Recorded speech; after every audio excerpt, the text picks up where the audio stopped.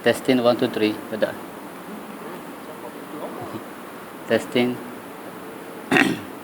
Tak ada. Okey. Jadi alhamdulillah tuan-tuan demikian Allah Subhanahu wa taala. Pertama-tama kali kita kesyukuran kita kepada Allah Subhanahu wa taala. Kerana Allah Subhanahu wa taala telah pilih kita antara ramai manusia yang dapat luangkan masa free kita. Walaupun sebenarnya masa ini adalah ketentuan Allah Subhanahu wa taala, tapi dengan kebijaksanaan kita menguruskan masa, kita luangkan sedikit masa kita yang berharga ini untuk mendengar hadis-hadis Nabi sallallahu alaihi wasallam.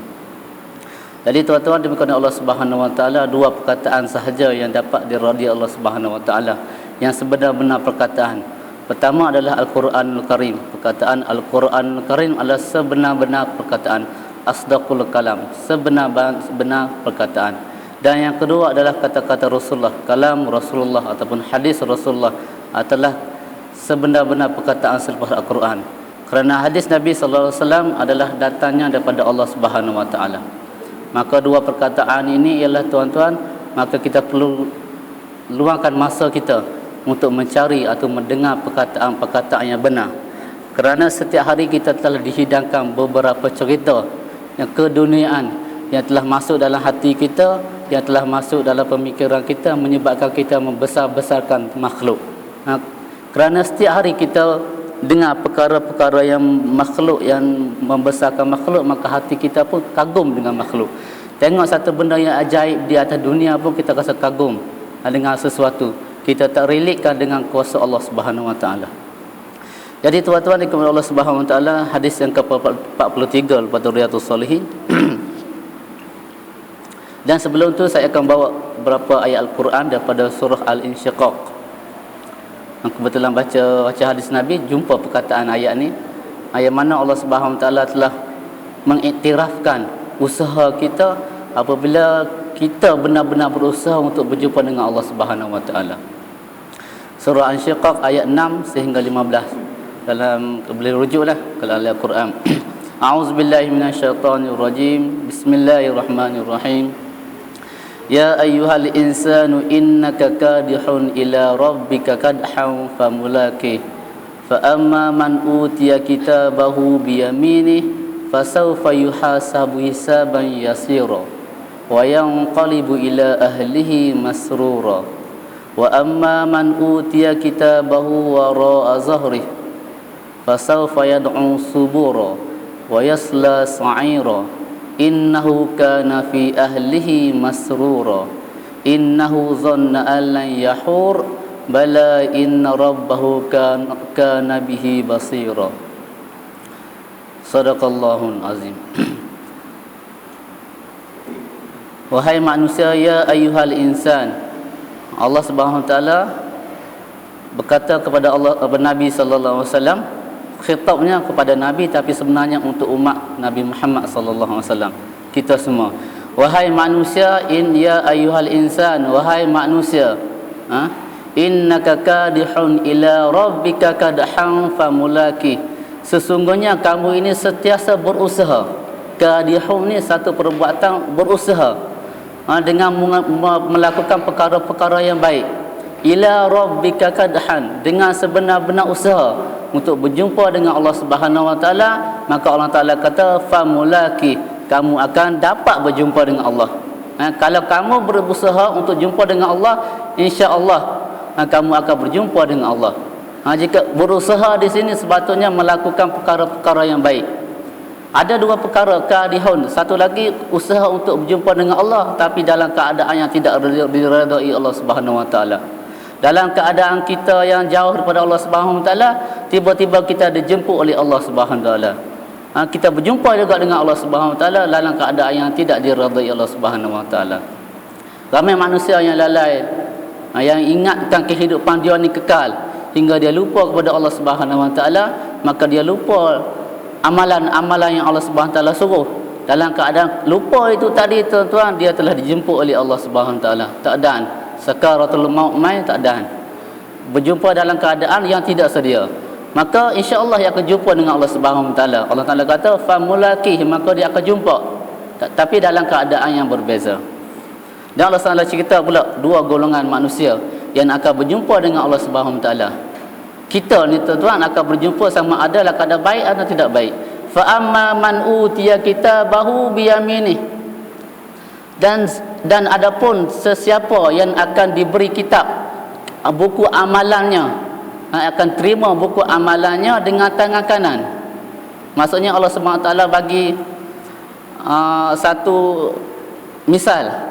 Setiap manusia ni, kalaulah manusia yang menerima buku amalan dengan tangan kanan, maka Allah Ta'ala kata fasaufa yuhasabu hisaban yasira, maka penghitungan akhlak, penghitungan amalannya adalah semudah-mudah hitungan. Maksudnya mudah, dia dapat dihitung apa ni amalan dia. Maksudnya dia dapat benda yang baik. Kalau manusia tu dapat terima buku amalan dengan tangan kanan, maka insya-Allah dia boleh tafsir dah. Selepas ni hitungan dia cukup-cukup ringan. Allah bagi pejam mata senang. Terus lah. Sebab apa? Sebab ni adalah ahli syurga. Wa yanqalibu ila ahlihi masrura, dan dia akan berjumpa dengan ahli keluarganya dengan keadaan yang gembira. Ini orang-orang yang mendapat buku amalan dengan tangan kanan. Dengan apa ni, dengan amalan yang baik. Dan satu lagi, wa amma man utiya kitabahu wara'a zahri, dan adapun orang-orang yang akan terima buku amalannya kok belakang, wara'a zahri, daripada belakang, daripada tengaki kok belakang, terima ada buku amalan.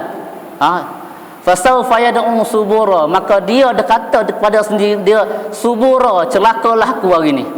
Dia dah tahu dah amalan dia. Apabila dia tinggal buku di sebelah belakang ni, maka dia dah tahu dah. Maka dia akan berkata kepada dirinya, subura, celakalah aku hari ni. Wa yasla sa'ira, dia akan dicampurkan dalam neraka sa'ir.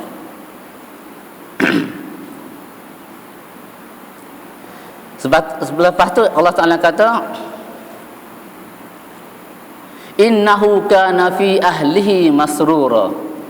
Ayat ni berbeza dengan ayat nomor 9. Nomor 9 kata wayang qalibu ila ahli, dia akan berjumpa dengan keluarganya dengan keadaan yang benar, ya keadaan yang senang lenang, dalam keadaan gembira. Tapi innahu kana fi ahlihi masrura, dia kata, Allah Taala kata innahu kana ni maksudnya perkara yang lepas. Dulunya dia ni bersama-sama bersama ahli keluarganya di dunia dulu keadaan masrura, gembira. Gembira tentang apa? Innahu zanna an lan yahur, dan dia rasa dia tidak berjumpa dengan Allah Subhanahu Wa Taala. Maksudnya dia leka di atas dunia dulu dengan keadaan gembira, dia leka, dia kata dia tak akan berjumpa dengan Allah Subhanahu Wa Taala. Innahu kana ni fi'il madhi, maksudnya perkara yang berlaku. Dulunya dia dulu bersama-sama dengan ahli keluarga dengan keadaan gembira, dan dia rasa dia tidak berjumpa dengan Allah Subhanahu Wa Taala. Maka dia buat persiapan untuk berjumpa dengan Allah Subhanahu Wa Taala. Dia buat perkara-perkara yang buruk yang tidak disuruh oleh Allah Subhanahu Wa Taala, dia buat. Yang Allah Subhanahu Wa Taala suruh, dia tinggal. Lepas tu Allah Taala jawab, bala, bahkan inna rabbahu kana bihi basira, dan sesungguhnya Allah Subhanahu Wa Taala adalah bersifat melihat apa yang telah buat di atas dunia ini. Jadi tuan-tuan diberkati Allah Subhanahu Wa Taala, Allah Subhanahu Wa Taala cerita kepada kita dua golongan manusia yang akan diterima buku tangan kanan, dan satu lagi ada kata tangan kiri, tapi ayat ni sebut di kuk belakang, terima tangan kiri dengan kuk sebelah belakang. Kalau kita terima satu barangan yang orang sayang bagi kat kita dengan tangan kiri, kita rasa macam mana? Kadang-kadang budak-budak sekolah kan, kita bagi satu pen dekat dia, kita bagi dengan tangan kanan, tapi dia ambil dengan tangan kiri. Apa perasaan kita? Kalau saya marah terus. Saya kata depan-depan tu, akhlak yang tidak baik. Kalau sama juga orang dewasa kan, kita nak bagi dengan tangan kanan, jangan bagi dengan tangan kiri. Sebab apa? Itulah simbolik pada mereka yang tidak berjaya di akhirat juga di dunia. Jadi tuan-tuan dimuliakan Allah Subhanahu Wa Taala, kita tahu tahap mana kita ataupun KPI kita sendiri. Kita tahu diri kita dengan Allah Subhanahu Wa Taala. Kita tak boleh hitung dengan orang lain. Saya tak boleh hitung dengan amalan tuan-tuan. Tuan-tuan tak boleh hitung amalan saya. Kita dengan Allah Subhanahu Wa Taala. Kalau kita rasa-rasa yang di akhirat kita rasa ni kita boleh terima dengan amalan kita dengan tangan kanan. InsyaAllah kita rasa ni kita boleh kita dapat banyak buat amalan-amalan yang baik. Tapi kita rasa kita tak confident, takut nak mati. Sebab apa tak confident lagi nak mati ni? Sebab banyak amalan baik tak buat. Maka tuan-tuan takut dalam keadaan tidak confident itulah, maka sakaratul maut jemput kita tuan-tuan, maka kita terpaksa juga famulaki akan berjumpa dengan Allah Subhanahu Wa Taala, tapi keadaan terreda. Jadi tuan-tuan di muka Allah Subhanahu Wa Taala 2-3 hari lagi akan datangnya satu bulan dengan penuh rahmat, dengan penuh maghfirah, dengan penuh barakah. Kita kejarlah tuan-tuan. Satu amalan fardu, satu amalan sunat sama dengan satu fardu. Satu amalan fardu sama dengan 10 kali fardu.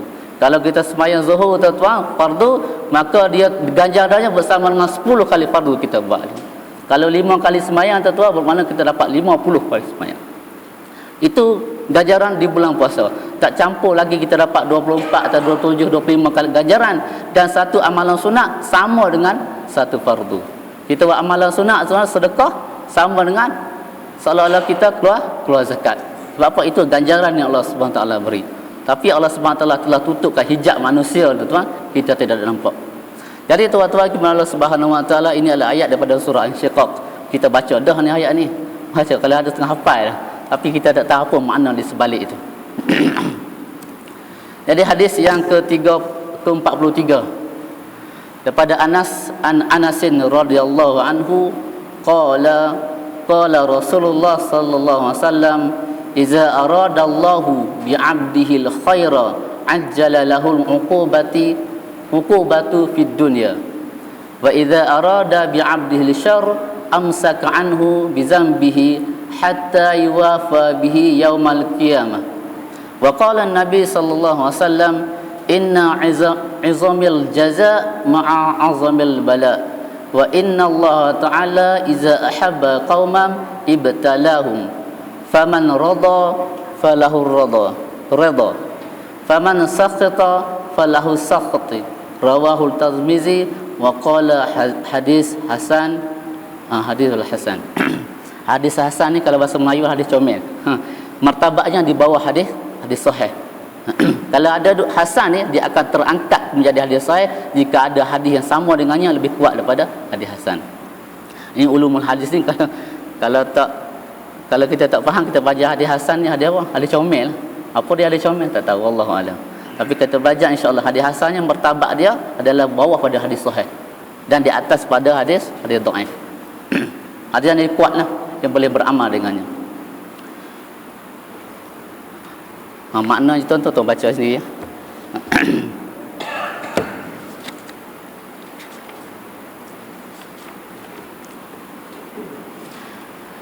An Anas radhiyallahu anhu, daripada Anas radhiyallahu anhu katanya, qala Rasulullah sallallahu alaihi wasallam, Rasulullah sallallahu alaihi wasallam bersabda, iza aradallahu bi'abdin khaira, apabila Allah Subhanahu wa taala mengkehendaki seseorang itu kebaikan, ajjala lahul uqubah, Allah Subhanahu wa taala akan percepatkan balasannya di dunia. Apa maksudnya?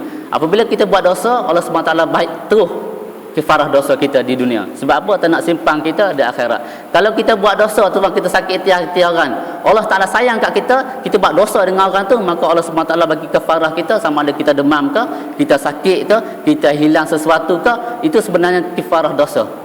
Kita kena bersyukur kepada Allah Subhanahu taala. Allah Subhanahu taala telah bagi kafarah. Sebab apa? Allah Taala sayang kat kita. Kalau Allah Subhanahu taala tak sayang, dia kata apa?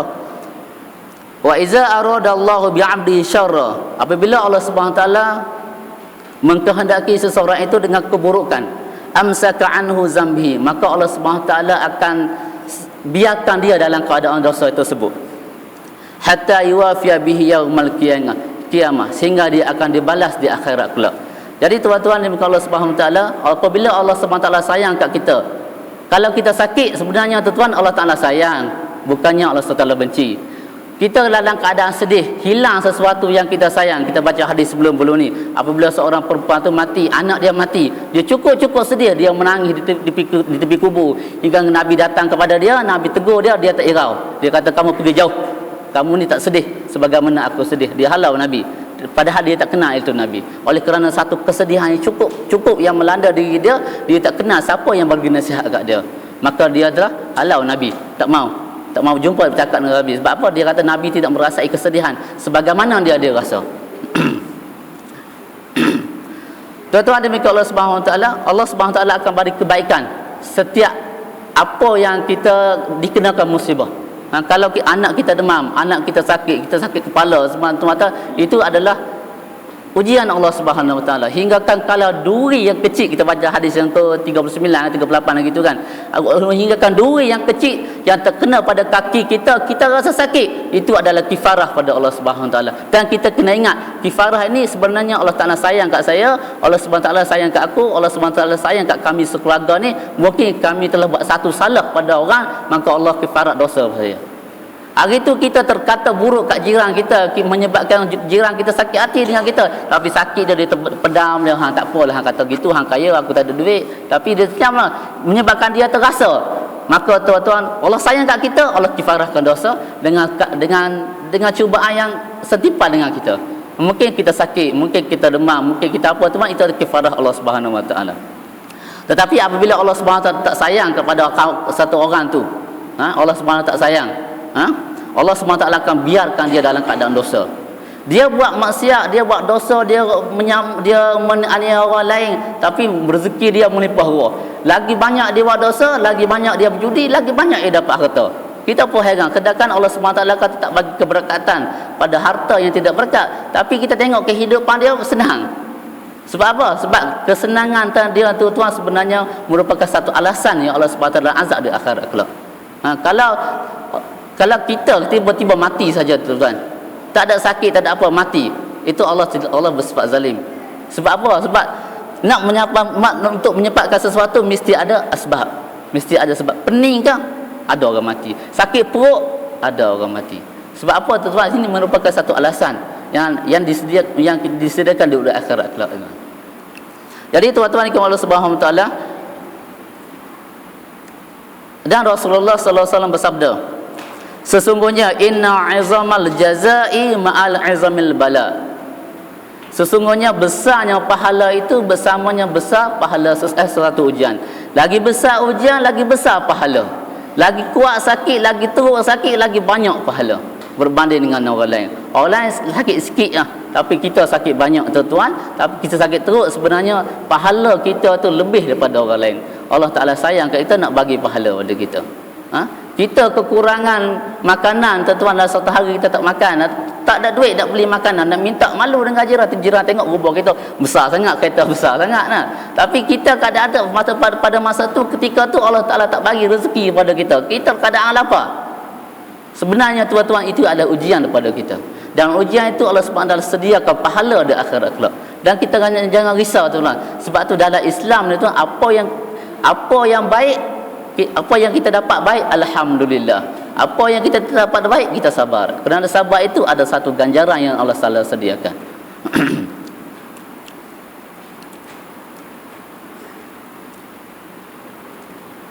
Dan hadis yang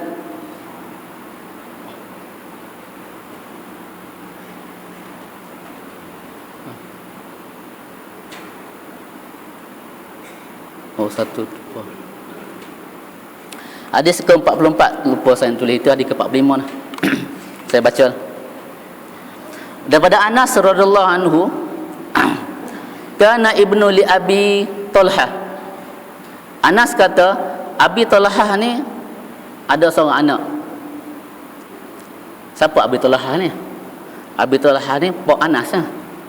Anas cerita tentang pak dia. Anas ni dia telah menjadi khadim Nabi semenjak 9 tahun. Sejak kecil lagi Ummu Sulaim ni telah bagi Anas supaya menjadi pembantu Nabi sallallahu alaihi wasallam. Anas radhiyallahu anhu qala kana ibnu li Abi Talhah.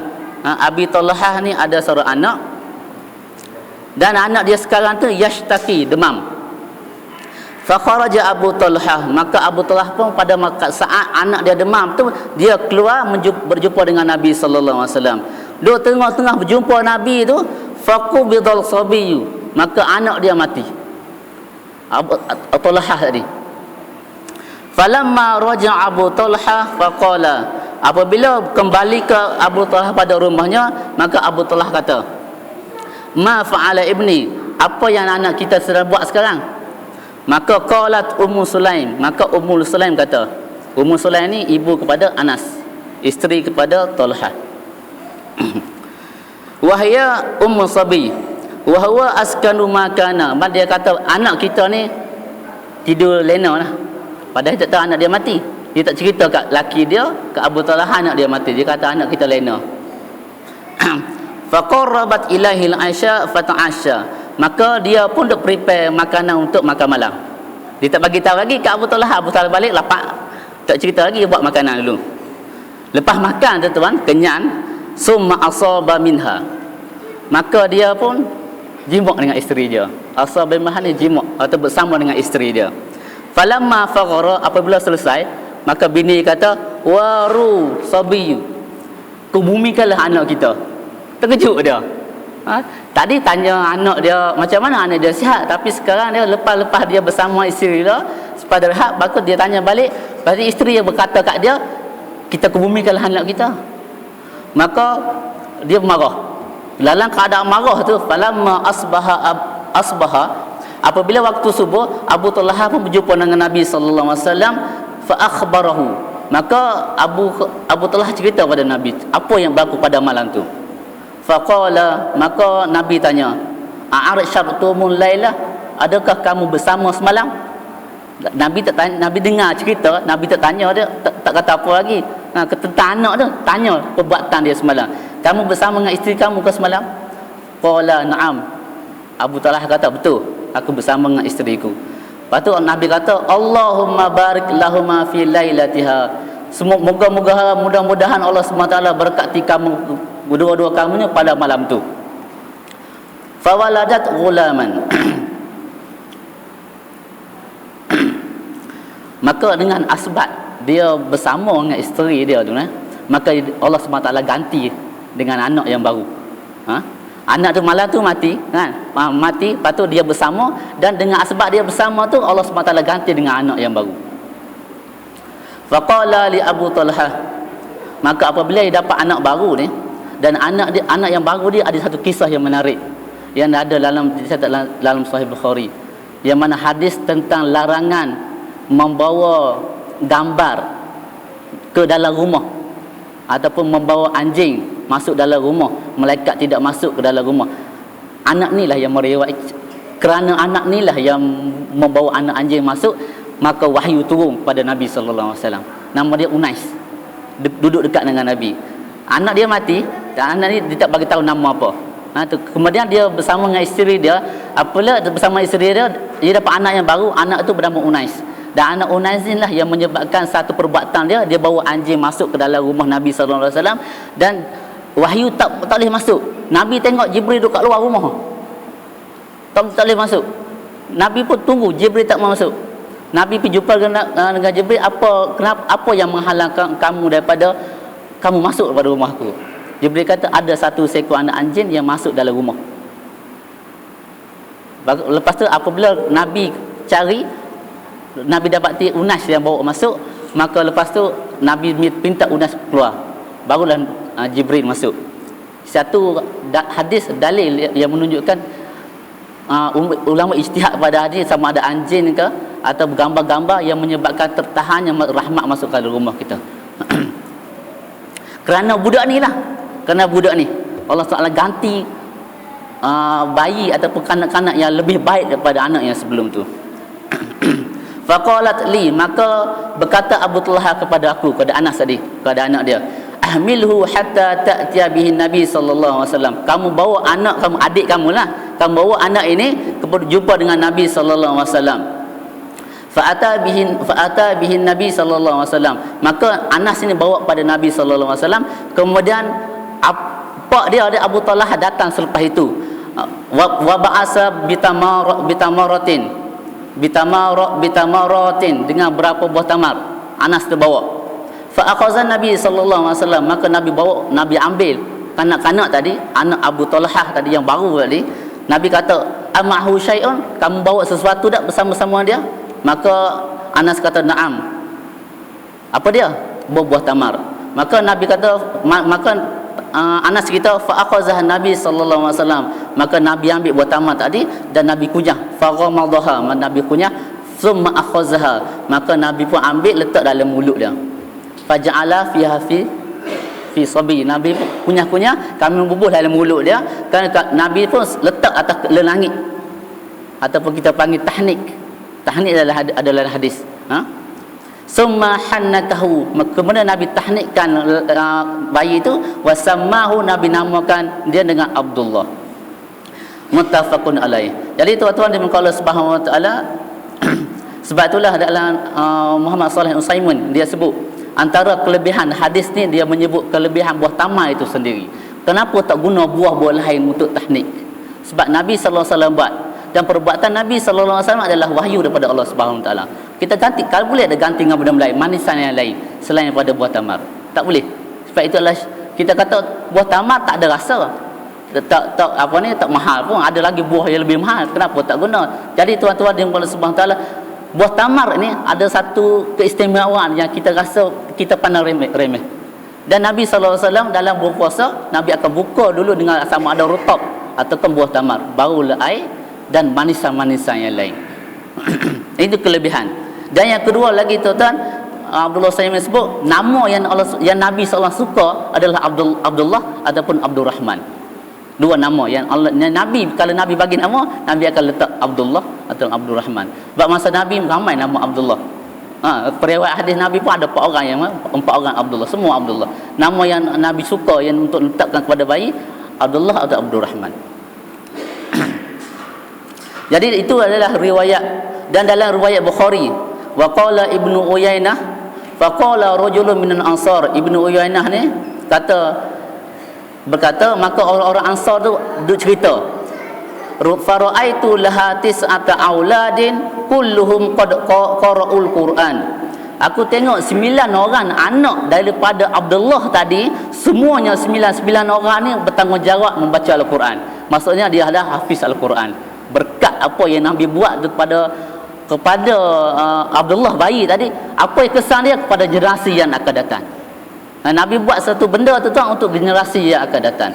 Oleh itu tuan, kita kena ikut habis sunnah Nabi sallallahu alaihi wasallam ni. Agama kita sebenarnya tuan bukan untuk diri kita. Kita belajar agama ni bukan untuk generasi kita, tapi untuk generasi akan datang. Kalau kita hilanglah generasi ni, maka hilanglah generasi akan datang. Generasi akan datang kita tengok yang mana betul, yang mana tidak betul.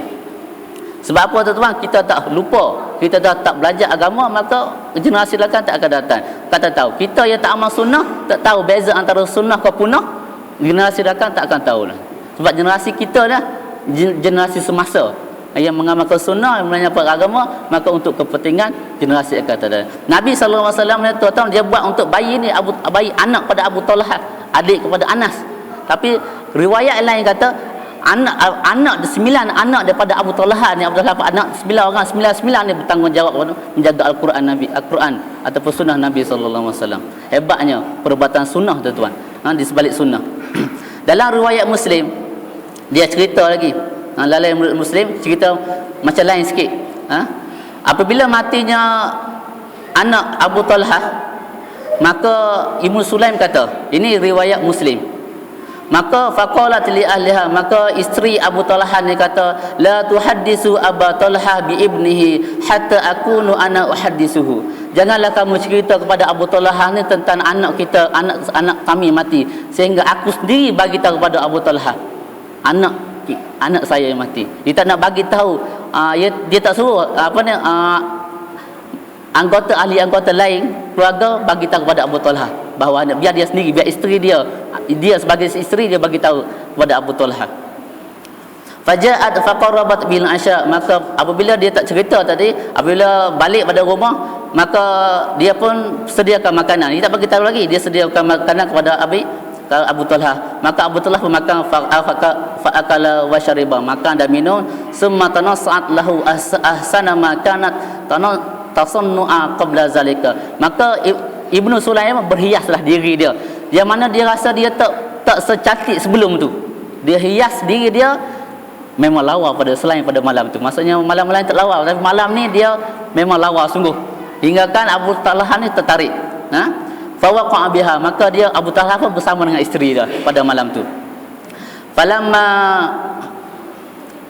maka selepas tu faqalat ya Abu Talha ara'aita law anna qauman a'aru 'ariyatahum ahlul bait fatalabu 'ariyatahum tas'alahum an yamna'unahum.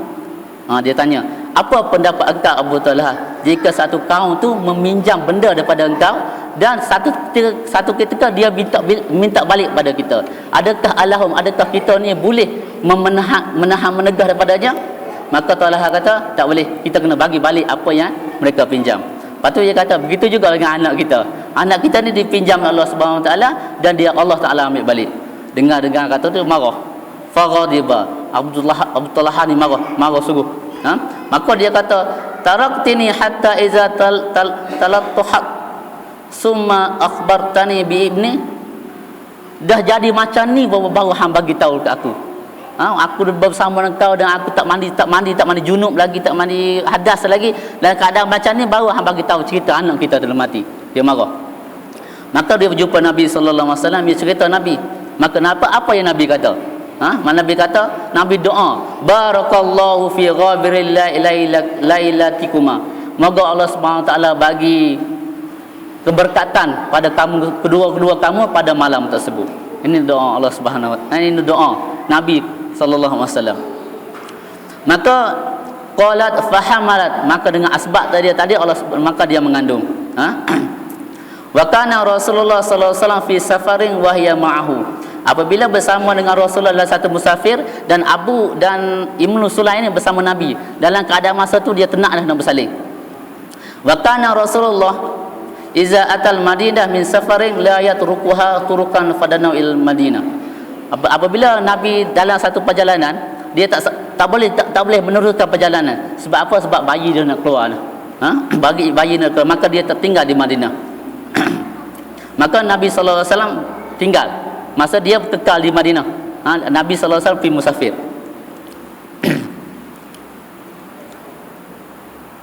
Dan apabila balik pada musafir tu tuan, maka apabila telah bersalin, maka dijumpa kepada Nabi sallallahu alaihi wasallam. Apa yang Nabi kata? Nabi bagi cerita yang sama. Nabi bagi nama ni riwayat Muslim. Nabi cerita, Nabi bagi tahu Nabi telah telakkan nama anak dia nama Abdullah ataupun Abdul Rahman. Dalam hadis lain Nabi sebut sebaik-baik afdalul asma Abdul Rahman Abdullah. Sebaik-baik nama adalah Abdul Rahman atau Abdullah. Jadi tuan-tuan Allah Subhanahu Wa Taala dalam keadaan macam tu seorang isteri tuan-tuan, masih lagi boleh melakukan kesabaran apabila anak dia mati. Sebab ini adalah satu musibah, dan musibah ini dalam hadis yang kita baca merupakan pahala yang Allah sediakan kepada kita. Dan hadis yang seterusnya tuan-tuan daripada Abu Hurairah, hadis itu tak tertaib. Laisa syadidu bisur'ah. Daripada Abu Hurairah radhiyallahu anhu, Nabi sallallahu alaihi wasallam kata, bukannya orang kuat yang suka berkelahi. Kita berkelahi menang, kita bergaduh kita menang. Nabi kata kalau kita menganggap kita kuat, hebat kita kuat. Tapi Allah kata bukannya orang kuat itu orang yang menang dalam pertandingan, kalau bergaduh dia menang, kalau dia dalam apa pun dia menang. Bukan orang kuat macam tu. Tapi Allah Nabi kata innamal syadidu, sesungguhnya orang yang kuat itu ialah orang yang dapat mengawal kemarahan. Innamal syadidul ladzi yamliku nafsahu indal ghadab. Dan orang yang paling kuat ialah orang yang dapat menahan diri dia daripada kemarahan. Orang cukup kuat, orang kata kat kita, orang perli kat kita, orang kutuk kita boleh sabar. Macam mana tu? Hebat tu. Kalau orang komen kita sikit, kita pam tu, kita kata tu, kita tak boleh orang kata ni ada macam-macam lah. Kita tak tahan. Tapi itu bukannya orang kuat. Walaupun hakikat kita tuan, body kita kuat, kita pergi pergi gym tiap hari badan berketui-ketui, tapi orang komen kita bini tegur sikit kita marah, itu bukan orang kuat. Kerana kemarahan ni tuan-tuan adalah berpunca daripada syaitan. Sebab itulah dalam hadis seterusnya, hadis yang 46 Nabi kata, daripada Sulaiman bin Surad radhiyallahu anhu qala kuntu jalisan ma'an Nabi sallallahu alaihi wasallam. Aku telah duduk bersama Nabi sallallahu alaihi wasallam. Tengah duduk dengan Nabi itu, warajulani yastabani. Dua orang lelaki ni saling kutuk mengutuk. Ada dua orang sahabat dia saling kutuk mengutuk. Maki sama maki. Sulaiman duduk dengan Nabi, duduk dengan bersama-sama Nabi, dan kadang bersama dengan Nabi tu, tiba-tiba ada dua orang lelaki yang saling kutuk mengutuk. Yashtabani, maksudnya hang maki aku maki hang.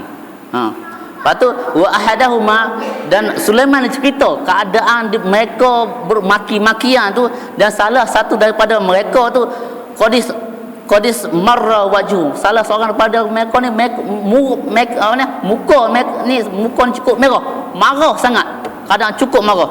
Kalau disebut qad marra tu maksudnya sesungguhnya merah sangat mukanya, keadaan marah.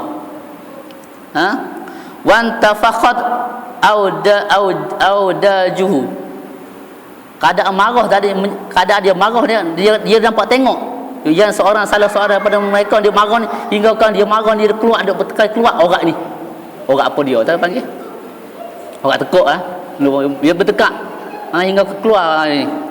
Maka Nabi ada di tempat tu berlaku. Apa yang Nabi kata? Nabi kata, inni la'alamu kalimatan, aku akan ajarkan kepada kamu. Lau qala laha, jika kamu berkata, jika kamu mengucapkannya ayat ni, la zahaba anhu ma yajidu, akan keluarlah, akan hilanglah kemarahan yang kamu ada. Maka Nabi kata, lau qala, sekiranya seorang kamu kata, a'udzubillahi minasyaitonir rajim, aku berlindung daripada Allah, daripada syaitan yang terkutuk. A'udzubillahi minasyaitonir rajim. Mudah perkataan satu, inilah terapi yang terbaik untuk kita menahan kemarahan. Zahaba minhu ma yajidu, akan hilangkan semua kemarahan, semua hasutan syaitan. Satu ayat, faqalu lahu, maka mereka berkata, inna nabi sallallahu alaihi wasallam qala ta'awaz billahi minasyaitonir rajim. Dan mereka juga pernah berkata pada kami, Rasulullah pernah berkata kami, maka kamu hendaklah minta perlindungan daripada Allah Subhanahu wa taala daripada syaitan yang terkutuk.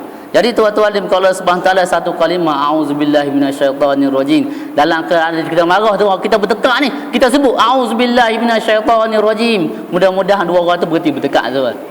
Kalau depa fahamlah. Ataupun kita sebut, aku berlindung daripada Allah, aku berlindung dengan Allah daripada jin, daripada syaitan yang terkutuk. Kita dengar syaitan tu berhenti terus rasa. Tapi kalau kita sebut kalimah Arab ni, kata faham lagi kuat marah. Tapi orang Arab faham Kalau kita sebut a'udzubillahi minasyaitonir rajim, dalam keadaan faham, dan insya-Allah marah kita tadi akan hilang. Dan inilah terapi yang terbaik. Cuba buat. Tapi nak kena berkadah dulu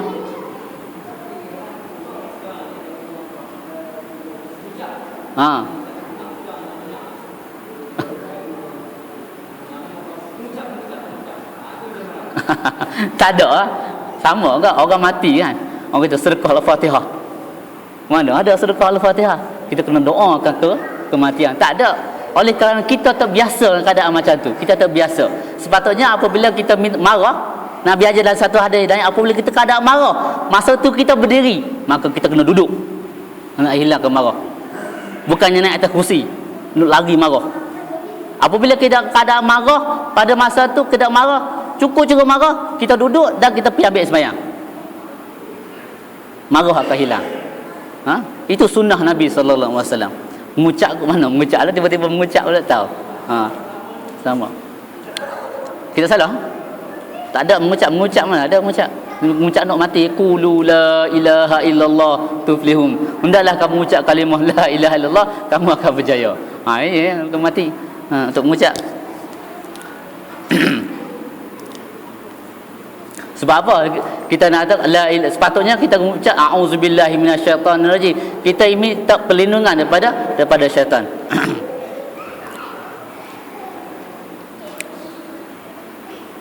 Dan satu hadis ke-48 tuan-tuan, daripada Abu Hurairah radhiyallahu anhu. Seorang lelaki berjumpa dengan Nabi sallallahu alaihi wasallam, dan Nabi kata kepadanya, dan dia berkata kepada Nabi sallallahu alaihi wasallam, qala lin nabiy sallallahu alaihi wasallam, maka dia minta Nabi sallallahu alaihi wasallam wasiat padanya, ya Rasulullah usini, wahai Rasulullah bagikanlah aku satu wasiat. Bakal ikut wasiat ni kita tu harta kan, harta kita suka wasiat ni, sebab wasiat ni lebih daripada faraid lebih kalau dapat lebih wasiat. Maka lelaki ni kata kepada Nabi sallallahu alaihi wasallam, "Ausini." Nasihatlah aku atau bagi wasiat kepada aku. Kita sunnah Nabi sallallahu alaihi wasallam apabila kita jumpa dengan orang alim, orang yang lebih pandai pada kita, kita minta nasihat. Bagus. Ha? Kita tak tahulah satu bidang, atau kita minta nasihat. Kalau kita ada masalah dengan keluarga kita, kita tak dapat selesai, kita jumpa orang yang lebih arif, orang yang mahir, kita minta nasihat. Apa sepatutnya kita buat? Ha? Jangan kita duk cerita kat Facebook. Duk bergaduh dengan bini, duk cerita apalah bini masak tak sedap hari ni, duk cerita dalam Facebook. Orang lain duk gelak. Ha. Itu masalah. Sepatutnya kita jumpa dengan orang yang lebih tahu, kita minta nasihat. Sama juga kita. Kalau kita tak reti dalam satu agama, kita pergi jumpa, kita minta nasihat. Ataupun apa ni? Nak kata macam mana dah? Dan kita jangan, kalau sebab apa? Sebab pertama sekali kalau ikut hadis ni, mungkin dia ni orang jahil. Dia minta, kalau Nabi ajar pada ramai-ramai, mungkin dia rasa malu. Okay, so kita disunatkan jumpa orang lain, kita minta nasihat secara personal pun boleh. Biasanya kalau orang ada nama ni payah sikit. Tak apa, hang tulis kat Facebook, aku jawab. Tapi tak kena macam tu. Maka Nabi wasiat kepada dia, Nabi nasihat, la taghdab, janganlah kamu marah. Itu nasihat Nabi, jangan kamu marah. Mungkin orang lelaki ni jumpa dengan Nabi dan Nabi dengar cerita pada sahabat-sahabat lain, dia sifat marah, panah barang tu, cukup panah. Apabila jumpa dengan Nabi bagi nasihat, la taghdab, jangan kamu marah. Faraddada miraran, dan Nabi ulang beberapa kali, la taghdab, la taghdab, la taghdab, jangan kamu marah, jangan kamu marah, jangan kamu marah. Jadi tuan-tuan ni, Allah Subhanahu Wa Taala, ini nasihat Nabi. Kita tengok jangan marah. Kita jangan marah. Hang tak apa, tak terlibat, tak ada masalah, tak marah. Orang maki kat aku, kata apa? Kita bagi nasihat, jangan marah. Sama agak sabar, hang sabarlah. Hang tak apa, hang tak kena kepala hang. Tapi sebenarnya nasihat itu untuk orang muslimin. Nabi sebut dalam riwayat Muslim, ad-dinun nasihat. Agama itu adalah nasihat. Nabi kata, patut orang sahabat tanya, qala liman? Untuk siapa? Untuk orang yang beriman, orang-orang mukminu wal mukminat, orang beriman lelaki dan perempuan. Jadi tuan-tuan dikasihi Allah Subhanahu Wa Taala, apa yang Allah Subhanahu Wa Taala cerita tuan-tuan, apa yang Nabi cerita ni tentang kesabaran, yang mana bulan kesabaran akan sampai. 2-3 hari lagi insya-Allah akan diuji. Kita ni akan diuji. Sama ada kesabaran kita, betul-betul kita sabar ataupun kita sabar kerana kita lapar. Kalau kita sabar tuan-tuan, insya-Allah Allah SWT sediakan ganjaran. Tapi untuk buat sabar ni tuan, tengok jam lambat lagi, masa banyak lagi, buka CD lah, buka TV lah, buka cerita apa, habis masa macam tu.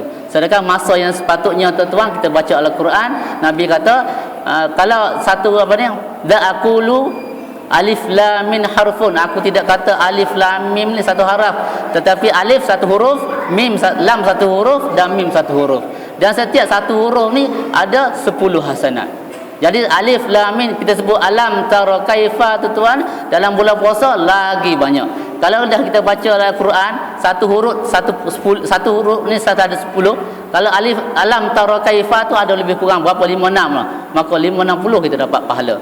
Dan diganjarkan dengan amalan sunat bersama dengan amalan fardu. Jadi tuan-tuan di Allah Subhanahu Wa Taala, dalam bulan puasa ni tuan, kita jangan kata kita tak pandai.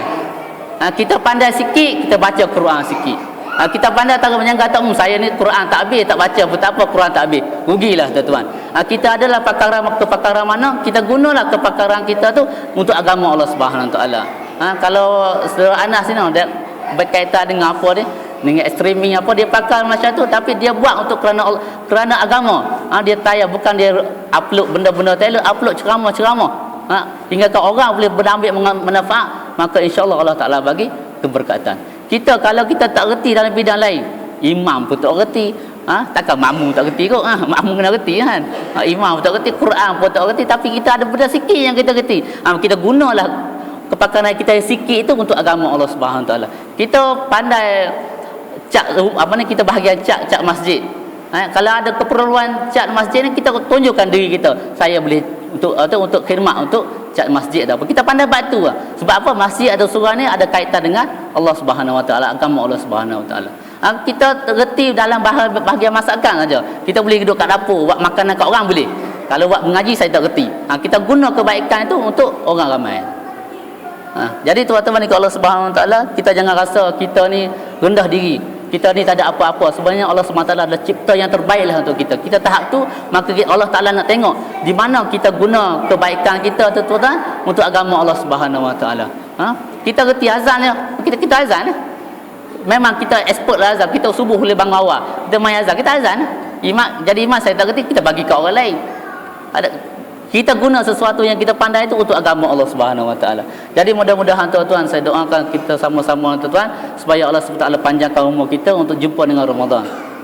Kerana bulan Ramadan tuan-tuan adalah bulan-bulan yang cukup istimewa. Tidak ada dalam bulan-bulan lain. Kalau orang kata bulan Syaban, bulan Rejab tu elok daripada bulan Ramadan, tak, salah. Bulan Ramadan adalah melebihi daripada 1000 bulan. Dalam bulan Ramadan tu ada satu malam lebih daripada 1000 bulan. Kita beribadat, kita terima dalam dapat satu bulan, satu hari tuan-tuan, kita insya-Allah Allah Subhanahu Taala akan mudahkan kita tuan-tuan. Tapi hari ni tuan-tuan, kalau kita sama kan, fa'in ayat tadi macam mana tuan-tuan? Ni innaka kadihun, wahai Muhammad, jika kamu bersungguh-sungguh ila rabbika, untuk berjumpa Tuhan kamu, kadahan ni sifat pada kadihun, bersungguh-sungguh untuk berjumpa dengan Allah Subhanahu Taala, kita akan berjumpa dengan Allah Subhanahu Taala. Jadi tuan-tuan, kita gunalah ilmu, harta yang Allah Taala bagi, pinjam kat kita. Sama ada rumah ke, kenderaan ke, mata wang ke, atau duit ke sekalipun, tuan, Allah Taala bagi kat kita saat ni, kita gunakan. Sebab apa tuan-tuan? Sebab untuk kepentingan kita juga. Kita masuk makan lah, dapat makan dan guna duit kita masuk dalam perut, itu untuk manfaat diri kita saja. Tapi apabila kita masuk dalam tabung tu tuan-tuan, kat belakang tu tuan-tuan, insya-Allah untuk semua. Dan benda ni lah akan menjadi hujah kita di akhirat. Al-Quran akan bangun di depan kepala kita, bangun berhujah. Kalau kita banyak Al-Quran, kita raikan Al-Quran, Al-Quran akan berhujah dalam kubur kita. Jangan tanya orang yang baca aku, tanyalah aku. Puasa kita akan bangkit hujah dengan Allah Subhanahu Taala. Dia ni berpuasa terkeletihan kerana aku, maka kamu tanyalah. Semayang kita akan berhujah. Apa yang kita buat ni akan menjadi hujah. Haji kita akan jadi hujah. Perbuatan baik ni, sedekah ni akan jadi hujah kita di akhirat kelak. Jadi kawan kita, kalau kita buat benda baik tuan-tuan, kita akan bangkit seorang-seorang kita. Siapa kawan kita? Sembahyang kita tolong kita, amalan baik tak tolong kita, sedekah pun tak tolong kita. Sebab apa? Kita tak keluarkan sedekah, kita sayang duit sangat. Kita cukup sayang. 1 RM5 ini kita berkira sangat. Kita berkira. Dengan agama Allah kita berkira sangat. Tapi dengan tiket nak masuk konsert ke, tiket bola ke, tiket apa, tuan, mudah sangat kita tabur. Bukan abang dia tuan, nak benda sungguh, kita cukup kedekut. Dan kadang-kadang walaupun kita tak buat, tapi dalam hati kita tu malas nak bagi. Saja pergi masjid, tak payah bawa duit lagi. Lepas tu Allah lupa. Padahal dia teringat ada Allah tak bagi lintasan hati. Teringat nak buka masjid, nak sedekah. Tak payah. Itu ada bisikan kedua, itu adalah syaitan. Bisik yang pertama buat benda baik itu tuan adalah lintasan hati yang baik.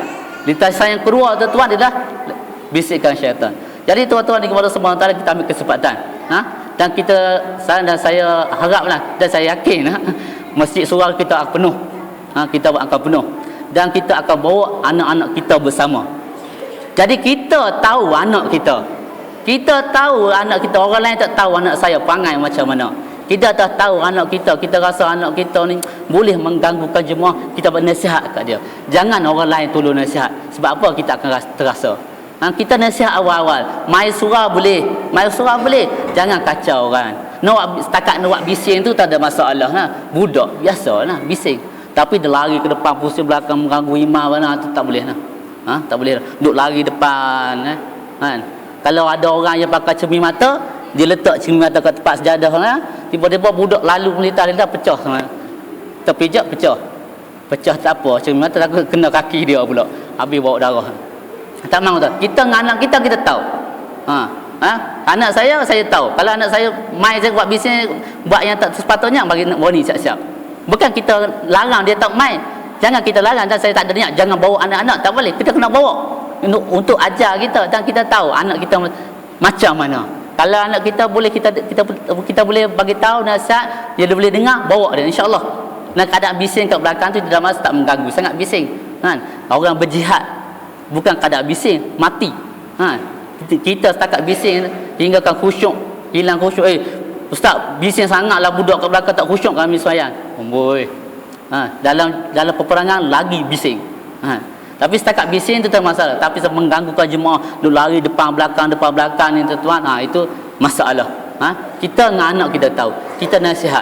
Kita janganlah tengok orang lain nasihat anak kita. Kita senang sendiri.